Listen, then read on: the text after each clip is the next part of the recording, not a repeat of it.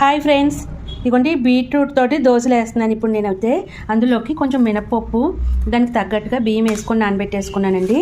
ఇప్పుడు దాంట్లోకి ఏం పచ్చడి చేస్తానంటే కొత్తిమీర టమాటా పచ్చడి చేస్తాను. సరేనా? ఇప్పుడు అవన్నీ కూడా శుభ్రం చేసుకొని పెట్టేసుకుంటా. ఇదిగోండి నేను మినపప్పు బియ్యాన్ని శుభ్రంగా కడిగేసుకున్నాను. ఇవి ఎంత వేసారు ఏంటని నన్ను అడుగుతారు. నేనైతే 3 గుప్పులు మినపప్పు 10 గుప్పులు బియ్యం వేసాను. మీరేం చేస్తారంటే 1/2 కిలోకి 1/2 కేజీ బియ్యం వేసుకోండి. సరేనా? ఇగో నేను ఇప్పుడు అందులోకి బీట్రూట్, ఇప్పుడు మనం వేసుకునేది బీట్రూట్ దోశలు కదా, అందుకని బీట్రూట్ని శుభ్రంగా చెక్కేసి ఇలా చిన్న చిన్న పీసెస్ కింద కట్ చేసుకున్నాను. ఒక్కసారి వాటర్ వేయకుండా మిక్సీ పడదాం బీట్రూట్ని. ఇప్పుడు మనం బీట్రూట్ని ఇలా నలుపుకున్నాం కదండి, ఇంకా నలగాలి. ఇప్పుడు మనం దోశల్లోకి ఎంత వాటర్ వేసుకుంటామో దానికి తగ్గట్టుగా మనం జ్యూస్ చేసుకోవాలి. ఇప్పుడు వాటర్ వేసుకొని, సరేనా?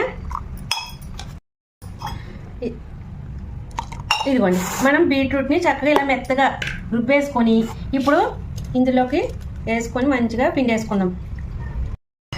ఇదిగోండి మనం జ్యూస్ని ఇలా తీసుకున్నాం కదా, ఇప్పుడు ఇంకొకసారి మిక్సీ పట్టుకుందాము. ఇంకొంచెం వాటర్ వేసుకొని, ఎక్కువ వేసుకోవద్దు ఈసారి. ఇదిగోండి మనం రెండోసారి కూడా చక్కగా పేస్ట్ చేసుకుని, ఇదిగోండి ఎంత డార్క్గా వస్తుందో చూడండి. దానికి తగ్గట్టుగానే చక్కగా దోశల పిండిలో ఎంత వాటర్ వేస్తారో దానికి తగ్గట్టుగా జ్యూస్ అయితే తీసేసుకోండి ఇలాగా. ఇదిగోండి మనకి జ్యూస్ రెడీ అయిపోయింది కదా. ఇప్పుడు మనం ఇదిగోండి మినపప్పు రుబ్బుకుందాము. ఇందులో ఈ జ్యూస్ని వేసి మిక్సీ పట్టుకోండి మెత్తగా. తగినంత ఉప్పు కూడా వేసుకోండి. ఇదిగోండి చక్కగా బీట్రూట్ తోటి ఇలాగా పిండి అయితే రుబ్బేసుకోవాలి. ఇప్పుడు మీకు ఈ పిండి సరిపోతుంది, పర్వాలేదు, మీరు ఎక్కువ వేసుకుంటే ఓకే. నాకు తక్కువ అనిపిస్తుంది పిండి, మాకు సరిపోదు అనిపిస్తుంది. అందుకని అందులో నేను ఏం చేస్తున్నానంటే కొంచెం బొంబాయి రవ్వ వేస్తున్నానండి. ఇదిగో పైగా నాకు కొంచెం ఇంకా బీట్రూట్ జ్యూస్ కూడా ఉంది కదా, ఇదిగో కాబట్టి ఇంకా కొంచెం వేసుకొని జ్యూస్ మెత్తగా ఆడేస్తాను. ఇప్పుడు ఇదిగోండి మనకి బీట్రూట్ దోశల పిండి రెడీ. ఇల్లుకి పెయింట్ వేసేద్దామా? సేమ్ పెయింట్ లెక్క ఉంది కదా. ఇప్పుడు ఇంకా దాంట్లో కొంచెం వాటర్ పడుతుంది అనుకుంటే ఇంకా జ్యూస్ మిగిలిందండి మిక్స్ చేసుకోవచ్చు, లేదంటే కనుక వాటర్ అనే మిక్స్ చేసుకోవచ్చు. సరేనా? ఇదిగోండి మనకి బీట్రూట్ దోశల పిండి రెడీ అయిపోయింది. చూసారా? ఇలా చేసుకోవాలి, చాలా మంచిదండి. పిల్లలకు కూడా కలర్ఫుల్గా దోశలు వేసి పెడితే బాగా తింటారు. ఎంత బాగుందో చూడండి.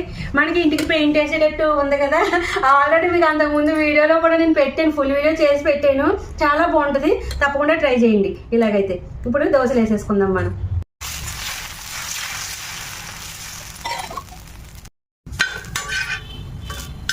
ఇంతేనండి దోశలు ఇలాగా. ఎంత బాగుందో కదా చక్కగాని. మనం ఇంకా వేసేసుకుందామే.